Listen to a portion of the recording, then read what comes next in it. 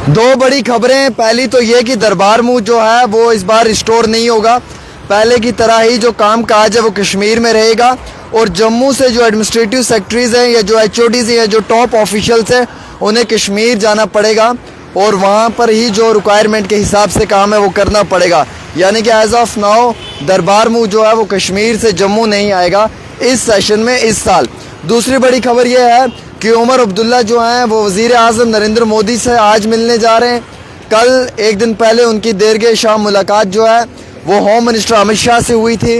इस मुलाकात में रियासत के दर्जे को वापस लाने के लिए और आर्टिकल 370 के ऊपर तो बात नहीं हुई है, लेकिन सिर्फ स्टेटहुड के ऊपर बात हुई है। यानी कि रियासती दर्जा जो है वो बहाल हो और जम्मू कश्मीर को एक बारी फिर से रियासती दर्जा मिलना चाहिए।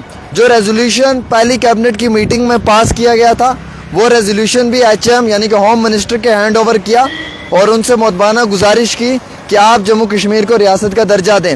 हालांकि उमर साहब ने इससे पहले ये कहा था कि 370 उनका मेन इशू नहीं है, उनका जो मेन काज है या जो मेन इशू है वो है आर्टिकल 370। लेकिन अब 370 पे उमर अब्दुल्ला जी भी पलटी मारते हुए हमें नज़र आ रहे हैं, यू टर्न मारते हुए हमें नज़र आ रहे हैं। वो इसलिए मैं कह रहा हूँ, बिफोर इलेक्शंस उमर साहब कहते थे कि जनाब जम्मू कश्मीर के अंदर 370 के लिए सभी पॉलिटिकल पार्टियां बात करती हैं।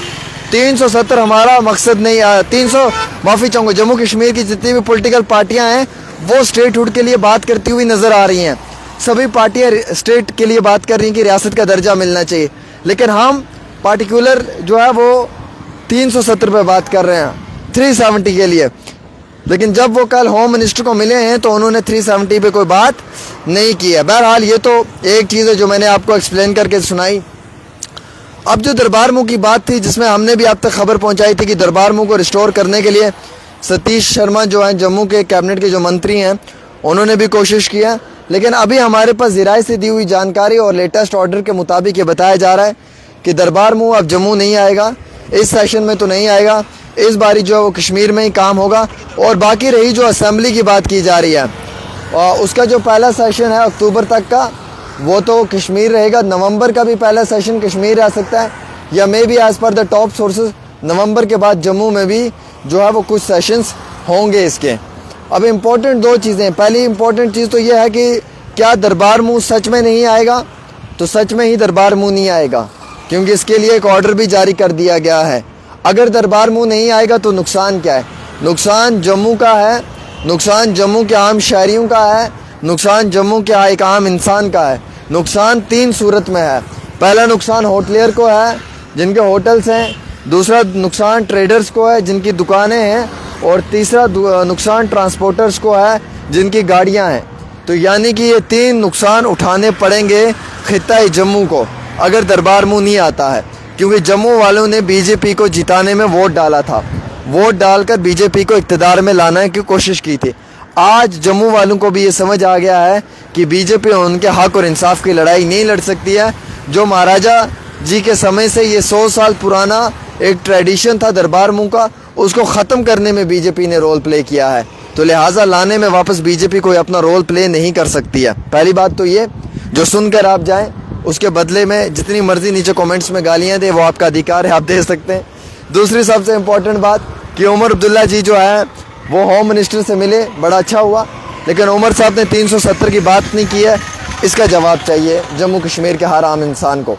देखिए, मैं दोनों से सवाल कर रहा हूँ, मैं बीजेपी को भी बोल रहा हूँ, मैं एनसी को भी बोल रहा हूँ, मैं किसी के फेवर में रिपोर्टिंग नहीं कर रहा हूँ।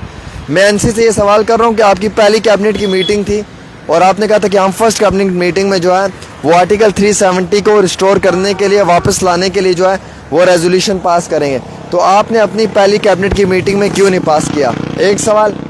दूसरा इंपॉर्टेंट सवाल मेरा बीजेपी से कि आप लोगों ने तो दरबार मूव को जो वो ख़त्म किया है, आप लोग दरबार मूव को वापस कैसे ला सकते हैं? दो सवाल। तीसरा सवाल ये है कि कब तक मुझे और आपको ये लोग बेवकूफ़ बनाएंगे वोट लेने के लिए, और कब तक हम इमोशंस में आकर इन लोगों को वोट देते रहेंगे? क्या हमें इस पर आवाज़ नहीं उठानी चाहिए? अगर उठानी है तो वीडियो को शेयर कर देना आप मेरा, अगर नहीं उठानी है तो वीडियो को आप बंद कर देना, फिर आगे सुनने का मकसद नहीं बनता है। तीन चीज़ों से बड़ी मुझे हैरानगी हो रही है। पहली चीज़ तो ये हो रही है कि जो 100 साल की एक रिवायत थी महाराजा के समय से दरबार मूव की, जिसकी वजह से जम्मू वालों को बड़ा फ़ायदा होता था। कश्मीर दरबार मूव जाता था, कश्मीर वालों को था। लेकिन आज आप देखो जम्मू का ट्रेडर बेचारा जो है वो तरस रहा है ग्राहक के लिए। आज पूरी रघुनाथ बाज़ार, पुरानी मंडी, लखदत्ता बाज़ार, जैन बाज़ार, इसमें आज कोई भी जो है वो आपको कारोबारी दुकानदार खुश नज़र नहीं आएगा। सब के सब परेशान हैं, मुसीबत में और तकलीफ़ में।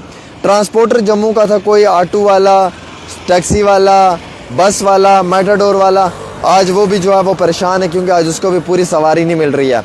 आज परेशान जो है वो ट्रेडर है, आज परेशान जो होटलर है। पहले ये मच्छी मार्केट, जीवल, इस इलाके के अंदर जो ये गुजर नगर है, या उसके साथ साथ बस स्टैंड गुमट में होटल्स फुल होते थे। लेकिन आज आप देखो कि कहीं पे भी आपको किसी भी जगह पे कोई भी जो है वो होटल में रश नहीं मिलेगा। तो दरबार मूव को ख़त्म करने से जम्मू का नुकसान हुआ, लेकिन जम्मू वालों ने उस समय में तालियां बजाकर 370 हटने पे जो है वो खुशियां और लड्डू बांटे। आज उन्हें समझ आ रहा है कि 370 हटने की वजह से और ये सब होने की वजह से कितना बड़ा नुकसान हो रहा है। आज आपके तजारत पे, आज आपके ट्रेड पे, आज आपके कल्चर पे कितना बुरा इम्पेक्ट पड़ रहा है। आज तो यहाँ पे जम्मू में ज़्यादा ऑटो वाले मुझे बिहार और यूपी के नज़र आते हैं। जम्मू वाले तो यहाँ पे ऑटो वाले नज़र ही नहीं आते हैं। जम्मू का तो एक आधा ऑटो वाला दिखता है मुझे, बाकी बिहार वाले बिहारी बाबू मुझे बहुत नज़र आते हैं। मुझे यूपी के और बिजनौर के बिहारी बाबू बहुत नज़र आते हैं। तो मकसद ये कहने का कि चलो कश्मीर वालों के अपने बाग हैं, सेब है, ज़मीन है, अपना कारोबार है, वो लोग सर्वाइव करेंगे। लेकिन जम्मू वालों के लिए यही एक बिज़नेस यूनिट्स था, अब इसे भी ख़त्म कर दिया जाएगा तो ये कैसे सर्वाइव करेंगे। रही बात खिता पीर पंजाल वालों की, वो बेचारे ना इस पार हैं तो ना उस पार हैं। रजौरी पहुँच वाले, उनको हमेशा इग्नोर किया है। कभी रेलवे का वादा दिया तो वोट लिया, कभी मेट्रो का वादा दिया तो वोट लिया, कभी एयरपोर्ट का वादा दिया तो वोट लिया, कभी यूनिवर्सिटी का वादा दिया तो वोट लिया। लास्ट में रजौरी पुंछ वालों को कुछ नहीं दिया। आज भी रजौरी पुंछ वाले तरस रहे हैं बिजली और पानी के लिए, ये हकीकत है। फिर रही बात हमारे चनाब वालों की, उन्हें तो ऐसे करके साइड में फेंक दिया जैसे वो बेचारे चाइना की किसी आखिरी बॉर्डर पे रह रहे हों। ये अपने चनाब, डोडा, किश्तवाड़, भद्रवाह वाले, इनके वहाँ पे आज भी सड़कों की बुरी हालत, आज भी वहाँ पे तिजारत की बुरी हालत, आज भी वहाँ पे मार्केट रेशियो जो है वो ज़ीरो है। आज भी वहाँ पे जो प्रोमिनेंट सिविल सोसाइटी के लोग हैं वो मुश्किलात के अंदर हैं। तो उनकी तो बद से बदतर हालत कर दी इन्होंने। अब बताएं मुझे खुश कौन है।